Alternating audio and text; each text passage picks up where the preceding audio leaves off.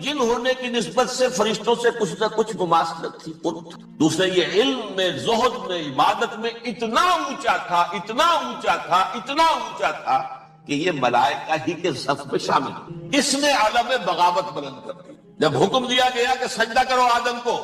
اب یہ دیکھیے کس قدر یہ اہم مضمون ہے، آپ سوچ رہے یہ باتیں آج پہلی مرتبہ ہمیں اس طرح سنائی جا رہی ہیں، یہ باتیں تو علم میں آتی نہیں ہماری۔ وجہ کیا ہے؟ آپ کو دلچسپی نہیں ان چیزوں سے۔ جدید تہذیب نے ان چیزوں کی اہمیت کو زیرو کر دیا۔ قرآن میں اہمیت کا کیا ہے؟ 7 جگہ یہ مضمون قرآن میں آیا کہ فرشتوں کو ہم نے حکم دیا سجدہ کرو آدم کو، سب نے سجدہ کیا۔ فسجد الملائکۃ کلھم اجمعون، سارے کے سارے، کل کے کل، سب نے مل کر سجدہ کیا آدم کو۔ اللہ کے حکم سے فوراً تعبیل کر دی، الا ابلیس ابا واستکبر وکان من الکافرین۔ ابلیس نے نہیں کیا، انکار کیا، استکبار کیا، گھمنڈ کیا۔ اور اس کو سورہ کہف میں بیان کر دیا گیا، یہ اس لیے کہ وہ اصل میں جنات میں سے تھا، اگرچہ شامل تو تھا فرشتوں میں اس وقت۔ کان من الجن ففسق عن امر ربہ، وہ اصل میں جنات میں سے تھا، اس وجہ سے وہ اپنے رب کے اس فیصلے کے خلاف کھڑا ہو گیا، سرکشی تھی اس میں۔ یہ معاملہ اتنا اہم ہے، اب آپ سمجھیے کہ 7 مرتبہ سورہ بقرہ، سورہ اعراف، سورہ حجر، سورہ بنی اسرائیل، سورہ کہف، سورہ طٰہٰ، سورہ 6 مکی صورتوں میں ذکر ہے یہ، اور 1 مدنی صورت سورہ بقرہ۔ ان میں سے اکثر مقامات پر پھر جب اللہ نے کہا کہ اچھا تم نے یہ سرکشی کی ہے اور ہمارے حکم کی خلاف ورزی کی ہے تو یہاں سے نکل جاؤ، دفع ہو جاؤ، تم مردود ملعون، ان علیک لعنتی الی یوم الدین، اب تجھ پر لعنت رہے گی میری قیامت کے دن۔ اس نے کہا اچھا پروردگار پھر مجھے ذرا مہلت دے دے، رب فانظرنی الی یوم یبعثون، قیامت تک میری زندگی طویل کر دے۔ فذهب فإنک من المنظرین، کہہ دیا اچھا جاؤ، تمہاری یہ درخواست بھی ہم نے قبول کی۔ اس نے کہا پروردگار اب میں اس آدم کو بھی گمراہ کر کے چھوڑوں گا اور آدم کی نسل کو تباہ کر کے چھوڑوں گا۔ انتہائی شدید چیلنج کے انداز میں قرآن مجید میں 4-5 مرتبہ میں نے صرف 2 جگہ سے آپ کو کوٹ کر کے سنایا تھا۔ سورہ اعراف میں اللہ تعالیٰ فرماتے ہیں قال، اس پر ابلیس نے کہا فبما اغویتنی، تو اے رب جو تو نے مجھے گمراہ کیا ہے، مجھے ذلیل کر دیا، مجھ پر فوقیت دے دی، اس کو انا خیر منہ، میں اس سے بہتر ہوں، خلقتنی من نار وخلقتہ من طین، بنایا تو نے مجھے آگ سے اور اس کو بنایا مٹی سے، پھر مجھ سے مطالبہ کہ میں سجدہ کروں، اور میں نے سجدہ نہیں کیا تو نے مجھے ملعون قرار دے دیا۔ قال فبما اغویتنی لأقعدن لهم صراطک المستقیم، اب میں یہ نسل آدم کے لیے، اس کو برباد کرنے کے لیے تیری سیدھی راہ کے اوپر گھات میں بیٹھوں گا، سیدھے راستے پر چلنے نہیں دوں گا۔ ثم لآتینہم من بین ایدیہم، پھر میں ان پر حملہ آور ہوں گا، ان کے سامنے سے بھی، ومن خلفہم، ان کے پیچھے سے بھی، وعن ایمانہم، ان کے داہنی جانب سے بھی، وعن شمائلہم، اور ان کے بائیں جانب سے بھی، ولا تجد اکثرہم شاکرین، اور تو دیکھے گا کہ ان کی اکثریت تیری شکر گزار بندوں پر مشتمل نہیں۔ یہ چیلنج، اور ایک چھوٹا سا چیلنج جو سورہ صاد میں آیا ہے، اور یہاں تو اس نے اللہ کے جلال کی قسم کھا کر کہا ہے قال فبعزتک لأغوینہم اجمعین، اے رب تیری عزت، تیرے جلال کی قسم ہے میں ان سب کو گمراہ کر کے چھوڑوں گا، الا عبادک منہم المخلصین، سوائے ان میں سے وہ کچھ لوگ جنہیں تو خالص اپنا بندہ بنا لے، جنہیں تو اپنا بندہ بنا لے، مخلص نہیں، مخلص یہ مفعول ہے، فاعل نہیں ہے، جسے تو بنا لے۔ بعد لوگوں کو اللہ چن لیتا ہے، وہ اجتباک، تمہیں چن لیا ہے، استفاء، اجتباء، وہ بچیں گے جن کو تو اپنی خاص امان میں لے لے گا، باقی میں سب کو گمراہ کر کے چھوڑوں۔ یہ ہے اصل دنیا میں نوع انسانی کا ابدی دشمن، ازلی سے ابدی تک۔ اور اس میں نوٹ کیجئے کہ اس کی اصل بنیاد کیا ہوئی؟ 2 لفظ، تکبر اور حسد۔ استکبر، تکبر، انا خیر منہ، میں اس سے بہتر ہوں۔ یہ ساری بس کی گانٹھ یہی ہے، سب سے بڑی گمراہی کی وجہ یہی ہے۔ اسی لیے کہا ہے حدیث میں لن يدخل الجنہ من کان فی قلبہ مثقال حبۃ من کبر، جنت میں ہرگز وہ شخص کبھی بھی داخل نہیں ہو سکے گا جس کے دل میں رائے کے دانے کے برابر بھی کبر۔ تکبر سب سے بڑا ہے۔ الکبر ردائی، اللہ فرماتا ہے یہ تکبر یہ تو میری چادر ہے۔ کوئی شخص تکبر کرتا تو گویا میری چادر گھسیٹ رہا ہے میرے کندھے سے۔ اگر میں کسی شخص کی توہین کرنی ہوتی تھی تو اس کی چادر گھسیٹتے تھے، ننگا کر دیا گیا. یہ میری ردائی ہے، الکبر ردائی، یہ میری چادر ہے، یہ جامہ مجھے زیب دیتا ہے، مجھ پر راستہ. اور حسد، آدم کو جو برتری عطا ہو گئی اس حسد کی آگ میں بجا اور اس کا انتقام لینا چاہتا ہے. آدم کو بھی گمراہ کیا، جنت سے نکلوایا. ایسے نکلنا تو انہیں تھا ہی مشیت عزت میں، لیکن فوری طور پر اللہ کے حکم کی خلاف ورزی تو کروائی. فعصى آدم ربہ فغوى، آدم نے اپنے رب کے حکم کی نافرمانی کی، گمراہ ہوا عارضی طور پر. یہ دوسری بات ہے، توبہ کر لی، اللہ نے توبہ قبول فرما لی، معاف کر دی. کوئی مستقل جو ہے وہ نسل انسانی پر اس گناہ کا اثر متوارث طور پر نہیں آ رہا، ختم ہو چکا معاملہ، ہوا تھا ہو گیا. فتلقى آدم من ربه كلمات فتاب عليه انه هو التواب الرحيم. اور توبہ کی شان یہ ہے جب وہ قبول ہو جائے اللہ کی جناب میں، کہ التائب من الذنب كمن لا ذنب له، گناہ سے توبہ کرنے والا ایسے ہوتا ہے جیسے اس نے کبھی گناہ کیا ہی نہیں.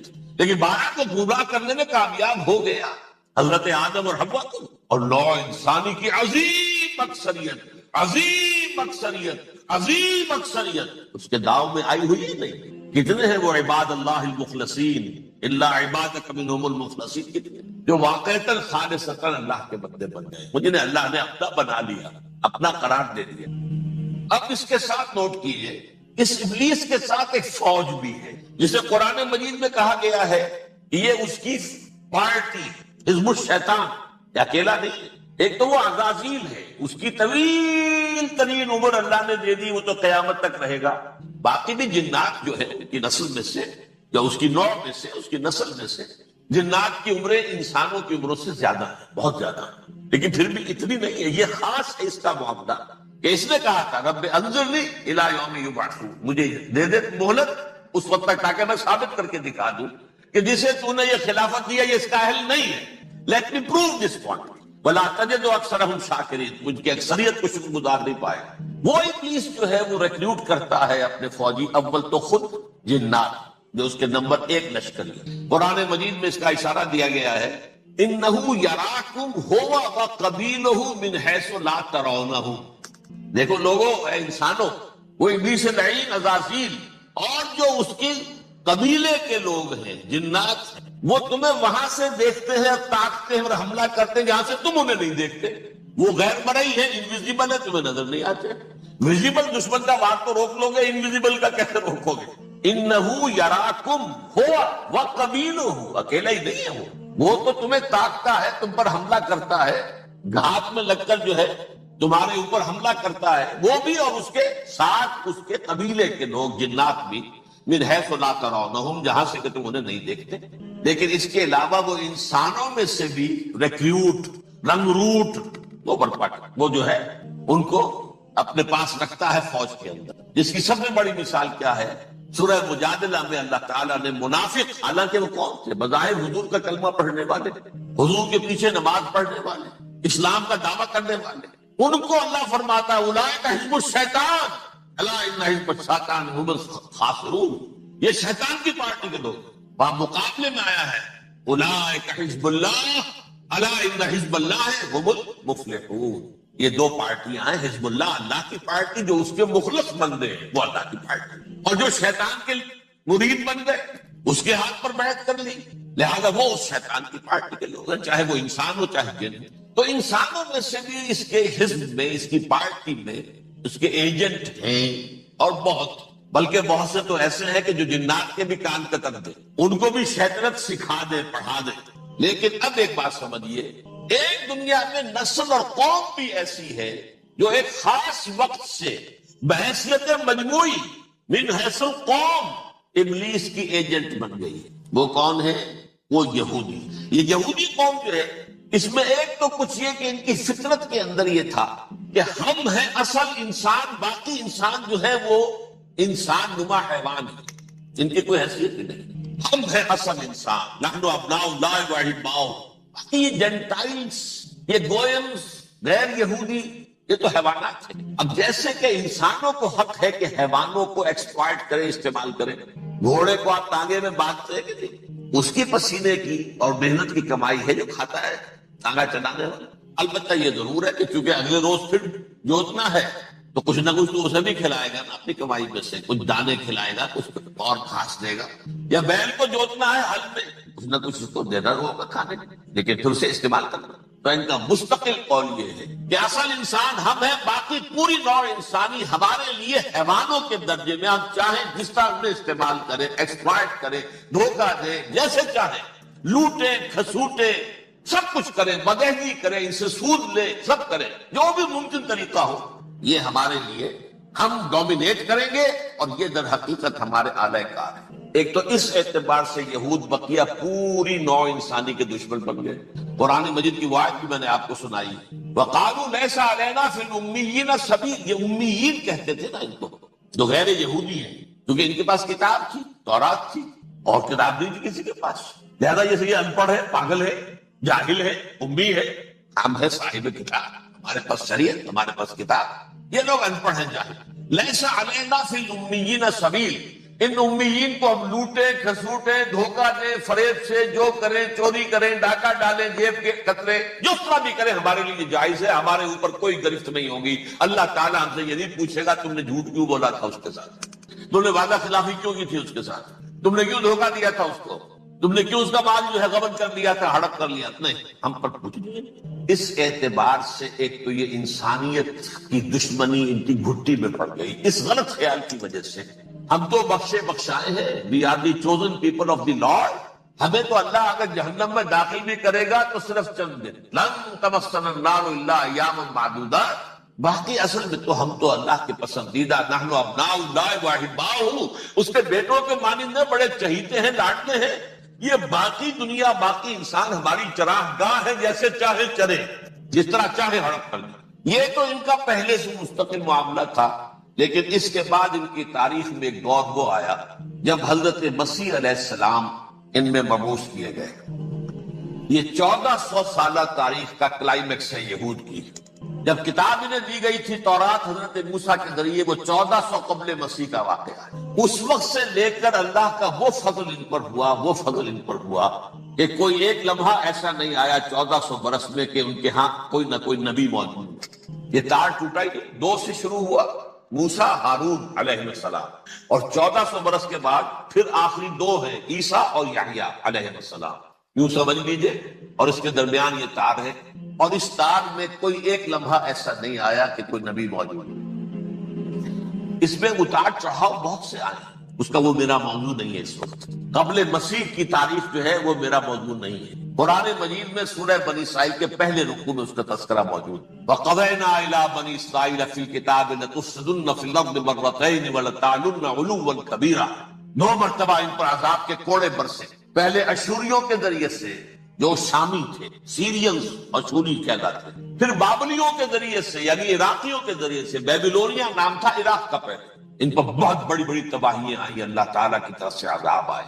اس کے بعد پھر دوسرے دور میں دوسرا اقتدار کا دور آیا، خربستیاں بڑھ گئی، تو پہلے گریکس کے ذریعے سے، یونانیوں کے ذریعے سے، اور پھر رومیوں کے ذریعے سے انہیں پسوایا گیا۔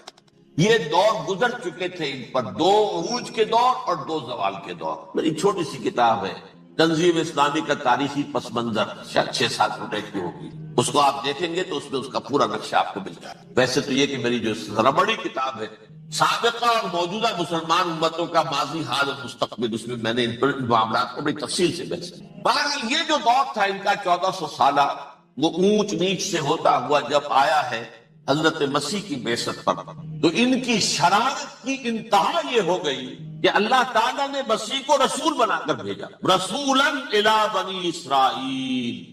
حضرت موسیٰ اور حضرت عیسیٰ کے درمیان رسول کوئی نہیں ہے، سب نبی ہیں۔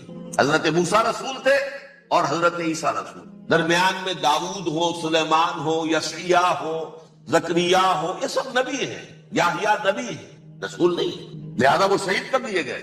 رسول شہید نہیں ہو سکتا، قتل نہیں ہو سکتا، لیکن عیسیٰ اور موسیٰ کے درمیان 1400 برس ان کے جو ہیں، اس کا کلائمیکس ہے حضرت مسیح علیہ السلام کی بعثت، اور حضرت مسیح علیہ السلام کو جسے اللہ نے اپنی روح قرار دیا، روح منہ، کلمتہ القاہا الی مریم، اللہ کا کلمہ، عظیم ترین معجزات۔ انہوں نے کیا کہا؟ یہ ولد الزنا ہے، حرام زادہ ہے، معاذ اللہ، نقل کفر، کفر ناباشا، یہ جادوگر ہے، یہ مرتد ہے، یہ واجب القتل. اصل حکومت اس وقت رومیوں کی تھی حکومت، لیکن انہوں نے انہیں آٹونومی دے رکھی تھی، اپنے مذہبی معاملات تم خود طے کر سکتے. تو قائفاس جو اس وقت کا ان کا ہیڈ ربائی تھا سب سے بڑا، اس کی عدالت نے فیصلہ کیا مسیح کو سولی چڑھا دیا جائے. پائلیٹس پونٹس اس کے پاس ان کی ارزاق پہنچ گئی، یہ ہمارا مجرم ہے مذہبی، یہ مرتد ہے، یہ کافر ہے، یہ جادوگر ہے، یہ واجب القتل ہے، اسے قتل کر سولی چڑھا. خیر وہ لمبی بات ہو جائے گی. اس نے تو اپنے ہاتھ دھوئے کہ صاحب ہمارے پاس کوئی جرم نہیں ہے اس کے خلاف، تم کہتے تو ٹھیک ہے سولی چڑھا دیتے. یہ دوسری بات ہے کہ اللہ نے حضرت مسیح کو اٹھا لیا آسمان پر، ان کی جگہ وہ شخص سولی چڑھا جس نے غداری کر کے گرفتار کروایا تھا، یوڈاس اسکریوت. اس کی شکل اللہ نے بدل دی حضرت مسیح کی سی، اور حضرت مسیح کو فرشتے اٹھا کے اوپر لے گئے، وہ زندہ آسمان پر اٹھا دیا. اور یہ ساری تفاصیل نہ قرآن میں ہے نہ حدیث میں ہے، یہ انجیل میں ہے. لیکن انجیل کون سی؟ برنباس کی، gospel of the lord according to saint Barnabas. یہ حواریین مسیح میں سے تھے، لیکن عیسائی ان کو تسلیم نہیں کرتے، ان کی بائبل کو صحیح نہیں مانتے، کینونیکل نہیں مانتے. 100 انجیلیں تھیں، 104 تھیں، جن میں سے 4 چنی ہیں انہوں نے. یہ متی اور جان اور مرقس مارکس یہ ہے. تو یہ 4 انجیلیں ہیں انہوں نے تسلیم کیے کہ یہ کینونیکلز ہیں، یہ تو ہیں حقیقی. باقی جو ہے 100 اس کو وہ تسلیم نہیں. ان میں سے ایک ہے یہ برنباس. اس میں یہ تفصیل ہے کہ اللہ تعالیٰ نے اس شخص کی، یوڈاس کی، یہودا یوڈاس اس کو انگریزی میں کہتے ہیں، اس کی شکل بدل دی حضرت مسیح کی سی. وہ گرفتار ہوا، وہ سولی. وہ غدار تھا، غداری کی سزا اسے ملنی تھی، وہ مل گئی. حضرت مسیح کو فرشتے 4 اٹھے ہیں. جس کوٹڑی میں حضرت مسیح مقیم تھے، ایک باغ کے اندر وہ کوش تھے، اس کی چھت پھٹی ہے، 4 فرشتے آئے ہیں، حضرت مسیح کو اٹھا کر لے گئے ہیں. چھت برابر ہو گئی ہے. اس کے بعد وہ شخص پکڑا گیا. 12 حضرت مسیح کو اللہ نے اٹھا دیا. لیکن وہ دن ہے کہ اس قوم کو اب مغضوب علیہم قرار دے دیا. نوٹ کر لیجیے، اصل میں تو ہونا یہ چاہیے تھا کہ رسول کی جان کے درپے جب کوئی امت ہو جاتی تھی تو اللہ کا قاعدہ یہ تھا کہ اس امت کو نسیہ منسیہ کر دیا. حضرت نوح کی قوم کو ختم کیا یا نہیں؟ حضرت ہود کی نگاہوں کے سامنے قوم عاد برباد کی گئی یا نہیں؟ حضرت صالح کی نگاہوں کے سامنے قوم سمود برباد ہوئی. یہ اللہ کا قاعدہ رہا. سدوم اور عمورہ کی بستیاں حضرت لوط علیہ السلام جہاں بھیجے گئے، مدین کا علاقہ جہاں حضرت شعیب بھیجے گئے، آل فرعون جن کی طرف موسیٰ کو بھیجا گیا، سب ہلاک کر دیے گئے. کیونکہ رسولوں کے بارے میں اللہ کا ذات، نبیوں کے بارے میں یہ بات نہیں ہے. نبی آیا، اس نے دعوت دی، جس نے مان لیا اچھا کیا، اپنے لیے اچھا کیا، نہیں مانا اس کی اپنی جو ہے برباد ہو گئی. دنیا میں کوئی فیصلہ اس کا نہیں. لیکن رسولوں کا معاملہ یہ ہوتا ہے کہ دنیا میں وہ اللہ کی عدالت بن کر آتے ہیں. مانو گے تو بچو گے، نہیں مانو گے ہلاک. تو اس اعتبار سے وہ مستحق تو ہو چکے تھے اس کے کہ انہیں ہلاک کر دیا جائے. اب اللہ کی کوئی خصوصی مشیت ہے، اس میں کیا حکمت ہے وہ ہے حکمت میں بعد میں اگر وقت ہوا تو بتاؤں گا. فیصلہ یہ کیا اللہ نے کہ حضرت مسیح کو تو اٹھا لیا زندہ، اور ان کی رسی ابھی مزید دراز کر دی، کہ ان کو ابھی مہلت دے دی کہ تمہیں آخری استیصال، جس کو عذاب اکبر کہتا ہے قرآن. سورہ سجدہ جو حضور ہر جمعے کی پہلی رکعت میں فجر میں پڑھتے تھے، وَلَنُذِيقَنَّهُم مِّنَ الْعَذَابِ الْأَدْنَىٰ دُونَ الْعَذَابِ الْأَكْبَرِ لَعَلَّهُمْ يَرْجِعُونَ. چھوٹے چھوٹے عذاب اور ایک بڑا عذاب، جبکہ قوم بالکل برباد، نسیم منسیہ، کَلَّمْ یَغْنَوْا فِیہَا، ایسے ہو جائیں جیسے کوئی تھے ہی نہیں آبادیاں. لا یرا الا مساکنہم، اب ان کے مسکن نظر آتے ہیں، مکین نظر نہیں آتے. یہ عذاب اکبر جو ہے وہ ان پر نہیں آیا، حالانکہ وہ مستحق ہو گئے تھے اسی وقت. اس کو یوں سمجھیے کہ کسی شخص کو پھانسی کا حکم تو ہو جائے، ایگزیکیوشن نہیں ہوتا ہے. کئی سال گزر جاتے ہیں پڑے پڑے، اور معاملات جو ہیں وہ چلتے رہتے ہیں. یہ معاملہ ہوا اس کے ساتھ، ورنہ یہ مستحق ہو چکے تھے آخری بربادی تباہی کے.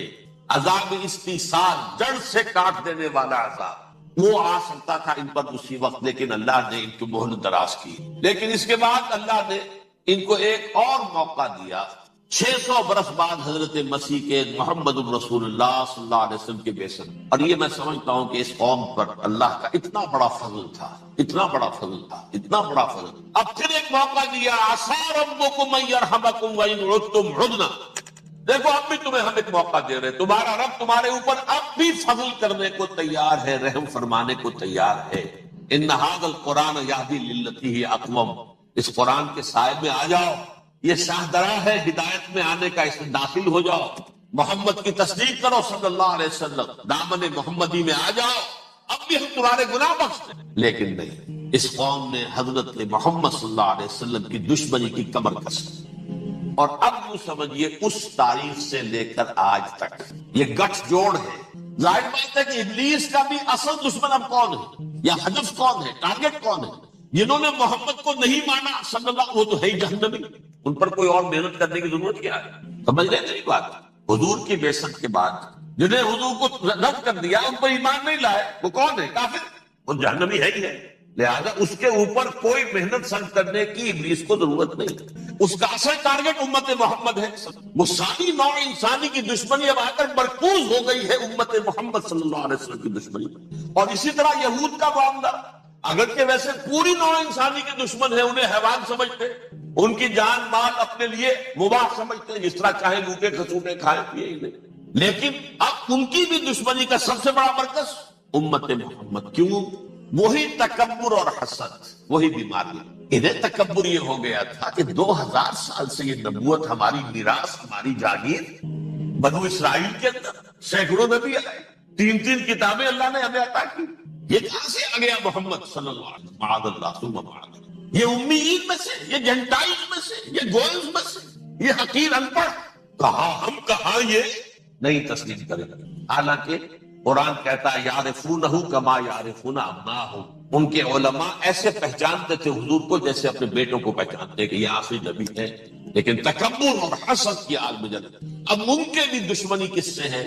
محمد، اب امت محمد صلی اللہ علیہ وسلم، یہ گٹھ جوڑ ہے۔ اب دیکھیے، یہ ہے میری گفتگو کا اب تک کی گفتگو کا حاصل، یہ گٹھ جوڑ، ایک غیر مرئی دنیا، انویزیبل دنیا کا ابلیس لعین اور جنات میں سے اس کے لشکری فوج، انسانوں میں سے ویسے تو اور بھی بہت جگہ اس کے ایجنٹ ہے، مسلمانوں میں بھی ہے، لیکن بحیثیت قوم، بحیثیت مجموعی، ایک پوری قوم، ایک پوری نسل جو ہے اس کے ساتھ گٹھ جوڑ ہے۔ ان دونوں کی گٹھ جوڑی کے ساتھ یہ دشمن دون ہے انسانیت کے، پہلا دشمن ابلیس لعین، عزازیل لعین، اور دوسرے دشمن یہود ملعون۔ اب میں آپ کو ذرا اس جو انسانوں میں سے انسان دشمنی کا، جن کا سب سے بڑا رول ہے، میں ان کی 2000 سالہ تاریخ کا آپ کے سامنے نقشہ رکھنا چاہتا ہوں۔ ان 1400 سال کا تو میں نے صرف 4 آپ کو پوائنٹس بتائے۔ موسیٰ سے عیسیٰ تک 1400 برس علیہ الصلوۃ والسلام، 2 مرتبہ عروج، 2 مرتبہ زوال، اشیریوں کے ہاتھوں پٹوائی، بابلیوں کے ہاتھوں پٹانا، گریکس کے ہاتھوں مرمت، رومنس کے ہاتھوں۔ یہ جو 2000 سال ہے، کیونکہ اب تو ظاہر بات ہے 21ویں صدی شروع ہو گئی، 20 صدیاں حضرت مسیح کو پوری ہو گئی۔ پہلی بات نوٹ کیجئے، حضرت مسیح کی پیدائش ہے سن 1 قبل مسیح۔ یہ نقطہ آپ نے کبھی سنا ہے یا نہیں؟ جب ملینیم کا سلسلہ شروع ہوا تھا پچھلے سال، تو میں نے بیان کر دیا تھا کہ ایک عجیب حساب کے اندر انہوں نے غلطی کی ہوئی ہے۔ حضرت مسیح کی پیدائش ہوئی 25 دسمبر کو، سن انہوں نے شروع کر دیا، تو اس کے بعد جنوری آئی تو پہلا سال شروع ہو گیا۔ اگر جنوری سے پہلا سال شروع ہوا تو یہ 6 دن جو ہے تو اس کے پچھلے سال میں تھے، لہذا کہا جائے گا کہ Jesus Christ was born 1 year before Christ BC، تو 1 قبل مسیح میں حضرت مسیح کی پیدائش ہوئی۔ یہ آخری اسرائیلی نبی اور رسول۔ یہودی علماء کی مخالفت، دشمنی، سولی پر چڑھوا دینا میں بیان کر چکا۔ سن 33 عیسوی میں جبکہ حضرت مسیح کی عمر 33 برس تھی، اللہ تعالیٰ نے انہیں زندہ آسمان پر اٹھایا، لیکن یہودیوں نے اپنے خیال کے مطابق انہیں سولی پر چڑھوا دیا، ان کی موت واقع۔ اگرچہ اس کے بعد یہ اختلاف ہے، یہودی کہتے ہیں وہ سولی پر چڑھ گیا، ختم ہوا، مر گیا، عیسائی کہتے ہیں نہیں، انتقال ہوا ہے مسیح کا صلیب پر، لیکن پھر وہ دوبارہ زندہ ہو گئے۔ ان کی لاش ایک غار میں رکھ دی گئی تھی، وہاں ریزریکشن ہو گیا، ان کا باعث بعد الموت وہی ہو گیا، اور پھر انہیں اللہ نے زندہ آسمان۔ تو ہمارے اور عیسائیوں کے درمیان نوٹ کر لیجئے، یہ چیز مشترک ہے کہ حضرت مسیح آسمان پر زندہ اٹھائے گئے۔ فرق کیا ہے؟ وہ سمجھتے ہیں کہ سولی دیے گئے، سولی پر مرے، پھر زندہ ہوئے، پھر گئے۔ ہم سمجھتے ہیں کہ نہیں، وما صلبوہ وما قتلوہ، انہوں نے نہ صلیب دے سکے انہیں اور نہ انہیں قتل کر سکے، بل رفعہ اللہ الیہ، اللہ نے اٹھا لیا۔ پھر ہمارا اور یہ اس کا عیسائیوں کا ایک اور اتفاق ہے، سیکنڈ کمنگ آف جیسس، حضرت مسیح دوبارہ آئیں گے، یہ عیسائیوں کا بھی عقیدہ ہے اور ہمارا بھی۔ بہرحال تو جیسا کہ میں نے عرض کیا کہ اس وقت یہ عذاب استیصال، عذاب اکبر کے مستحق ہو چکے تھے، لیکن اللہ نے ان کی مدت دراز کی۔ لیکن ان پر دنیاوی عذاب کا ایک کوڑا جو ہے اللہ تعالی کی طرف سے اسی وقت برسا. دنیاوی عذاب دنیا میں رہتے ہوئے ختم نہیں کیا. 37 برس بعد حضرت مسیح کے رفع سماوی کے 37 برس بعد سن 70 میں یہودیوں نے بغاوت کی رومیوں کے خلاف. رومی ٹائٹس جنرل تھا اس نے پھر جو حملہ کیا ہے 1,33,000 یہودی ایک دن میں قتل کیا یروشلم اور ہیکل سلیمانی گرا دیا. وہ ہیکل پہلے بھی گرا تھا, پہلے 1400 سال کے دوران میں بھی نبوکدنضر نے گرایا تھا, لیکن پھر اس کے 150 سال بعد انہوں نے دوبارہ بنا لیا تھا, اس لیے وہ اسے سیکنڈ ٹیمپل کہتے ہیں. پہلا ٹیمپل جو حضرت سلیمان نے بنایا تھا نبوکدنضر نے گرا دیا 587 قبل مسیح میں, پھر دوبارہ انہوں نے 150 سال کے بعد بنا لیا. وہ اس تاریخ کا حصہ ہے میں نے جس کے بارے میں آپ کو تفصیل نہیں بتائی. اس میں یہ ہوا سن 70 میں وہ گرا دیا گیا, وہ آج تک گرا پڑا ہوا ہے. نمبر 2 یہ کہہ دیا گیا کہ یہودیوں اس ارض فلسطین سے نکل جاؤ, تم یہاں نہیں رہ سکتے. لہذا جس کا جہاں سینگ سمایا چلا گیا, یورپ میں چلے گئے, ایشیا میں آ گئے, عرب میں آ گئے. یہ 3 قبیلے جو رات کی میں نے عرض کیا تھا, بنو قینقاع, بنو نذیر اور بنو قریظہ, یہ وہاں سے آ کے مدینے میں آباد ہو گئے. جس کا جہاں سینگ سمایا, افریقہ میں, ہندوستان میں, جہاں ڈایاسپورا اسے کہتے ہیں. وہ آپ نوٹ کر لیجیے اس لفظ ڈایاسپورا. ہمارا دور انتشار, جبکہ ہمیں ہماری اصل سرزمین تو فلسطین ہے. حضرت ابراہیم کا مسکن, حضرت اسحاق, حضرت یعقوب کا مسکن فلسطین, یہ ہے ہماری اصل جاگیر. یہ تو ہماری جدی پشتی جاگیر ہے, لیکن یہاں سے نکال دیے گئے سن 70 عیسوی میں, اور وہاں سے لے کے 1917 تک ان کا ڈایاسپورا جاری رہا. یہ دور انتشار.